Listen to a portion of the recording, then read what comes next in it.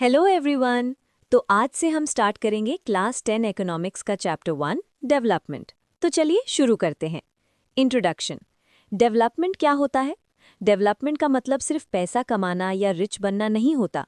Development का मतलब है लोगों की लाइफ में ओवरऑल इम्प्रूवमेंट, जैसे बेटर इनकम, अच्छी education, health facilities, safe environment, respect और सिक्योरिटी। हर इंसान डेवलपमेंट को अपने हिसाब से डिफाइन करता है। किसी के लिए डेवलपमेंट का मतलब हाई सैलरी है, किसी के लिए जॉब सिक्योरिटी और किसी के लिए इक्वल ट्रीटमेंट और फ्रीडम। इसलिए डेवलपमेंट एक रिलेटिव कॉन्सेप्ट है, हर किसी के लिए अलग मीनिंग रखता है। Development promises different goals. NCERT कहता है कि अलग अलग लोगों के लिए डेवलपमेंट के गोल्स अलग होते हैं। एग्जाम्पल समझो, एक लैंडलेस लेबरर चाहता है रेगुलर जॉब और अच्छी इनकम, एक फार्मर चाहता है उसकी क्रॉप्स का अच्छा प्राइस मिले, एक बिजनेस पर्सन ज्यादा प्रॉफिट चाहता है, एक गर्ल स्टूडेंट चाहती है इक्वल अपॉर्चुनिटीज और सेफ एनवायरनमेंट। यहाँ इंपॉर्टेंट बात यह है कि कभी कभी एक ग्रुप का डेवलपमेंट दूसरे के लिए प्रॉब्लम बन सकता है। जैसे एक डैम बनाने से इलेक्ट्रिसिटी मिलेगी, लेकिन जिनके घर उस एरिया में है उन्हें शिफ्ट होना पड़ेगा। इसलिए डेवलपमेंट का मतलब सबके लिए सेम नहीं होता। Income and other goals.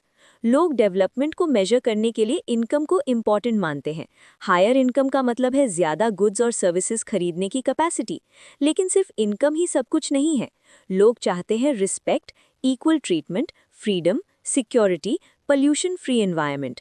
अगर किसी के पास पैसा हो लेकिन वो अनसेफ फील करे या डिस्क्रिमिनेशन फेस करे, तो क्या हम उसे डेवलप्ड कहेंगे? नहीं। इसलिए डेवलपमेंट में इनकम के साथ साथ नॉन मटेरियल गोल्स भी इम्पॉर्टेंट है।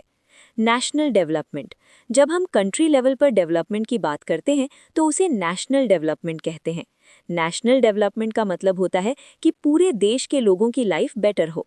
लेकिन प्रॉब्लम यह है कि देश के अंदर भी लोगों के गोल्स डिफरेंट होते हैं। मेजॉरिटी का मतलब होता है ज्यादा लोग या ग्रुप का बड़ा हिस्सा।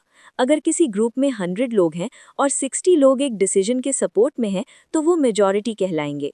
माइनॉरिटी का मतलब होता है कम लोग या ग्रुप का छोटा हिस्सा। उसी एग्जाम्पल में जो 40 लोग डिसीजन के अगेंस्ट हैं, वो माइनॉरिटी कहलाएंगे।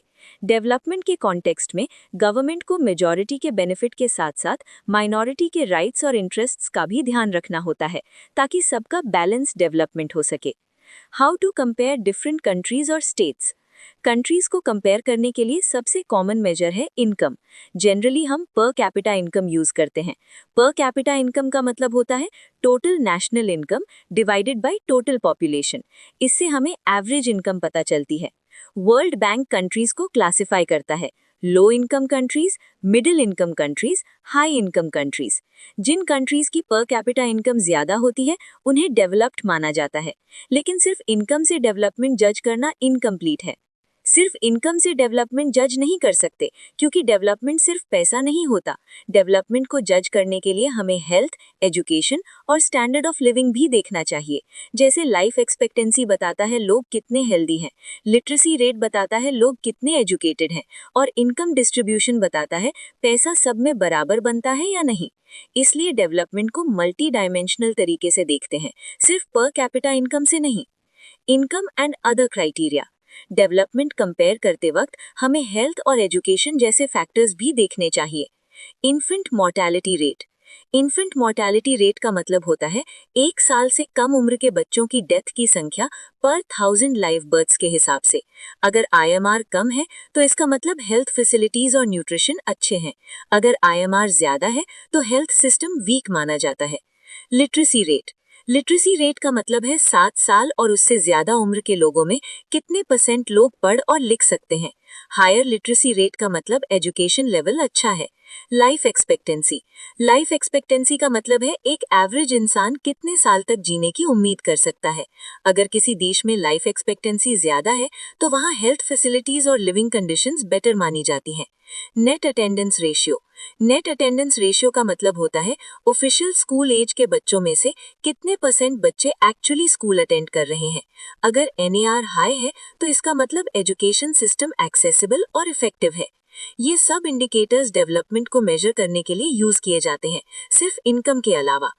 कभी कभी ऐसा होता है कि एक स्टेट की पर कैपिटा इनकम ज्यादा होती है लेकिन हेल्थ और एजुकेशन इंडिकेटर्स वीक होते हैं। इसलिए डेवलपमेंट मल्टी डायमेंशनल होता है। पब्लिक फैसिलिटीज का मतलब होता है वो बेसिक सर्विसेज जो गवर्नमेंट सब लोगों को प्रोवाइड करती है ताकि उनकी लाइफ बेटर हो सके। इनका पर्पस प्रॉफिट कमाना नहीं होता, बल्कि पब्लिक वेलफेयर होता है। पब्लिक फैसिलिटीज में सबसे पहले आती है एजुकेशन फैसिलिटीज, जैसे गवर्नमेंट स्कूल्स और कॉलेजेस। अगर एजुकेशन सस्ती या फ्री हो तो गरीब फैमिलीज के बच्चे भी पढ़ सकते हैं। इससे सोसाइटी का ओवरऑल डेवलपमेंट होता है। दूसरी इंपॉर्टेंट फैसिलिटी है हेल्थ सर्विसेज, जैसे government hospitals, primary health centres और वैक्सीनेशन प्रोग्राम्स। अगर ट्रीटमेंट अफोर्डेबल या फ्री हो तो लोग हेल्दी रहते हैं और उनकी लाइफ एक्सपेक्टेंसी बढ़ती है। तीसरी फैसिलिटी है क्लीन ड्रिंकिंग वाटर और सैनिटेशन। सेफ वाटर सप्लाई और प्रॉपर टॉयलेट्स डिजीजेस को कम करते हैं। अगर पानी पोल्यूटेड हो तो लोग बीमार पड़ते हैं, चाहे उनकी इनकम कितनी भी हो। इसके अलावा electricity, roads, public transport, drainage system और पब्लिक डिस्ट्रीब्यूशन सिस्टम भी पब्लिक फैसिलिटीज का पार्ट है। ये सब डेली लाइफ को इजी और सिक्योर बनाते हैं। पब्लिक फैसिलिटीज डेवलपमेंट के लिए इसलिए इम्पोर्टेंट है क्योंकि सिर्फ इंडिविजुअल इनकम पर डिपेंड रहना इनफ नहीं होता। अगर किसी के पास पैसा है लेकिन हॉस्पिटल या स्कूल ही अवेलेबल नहीं है तो वो प्रॉपर डेवलपमेंट अचीव नहीं कर सकता। इसलिए स्ट्रॉन्ग पब्लिक फैसिलिटीज किसी भी डेवलप्ड सोसाइटी की पहचान होती है। Average income and hidden disparities. Average income useful होती है कंपैरिजन के लिए, लेकिन ये इनइक्वालिटी को हाइड भी कर सकती है।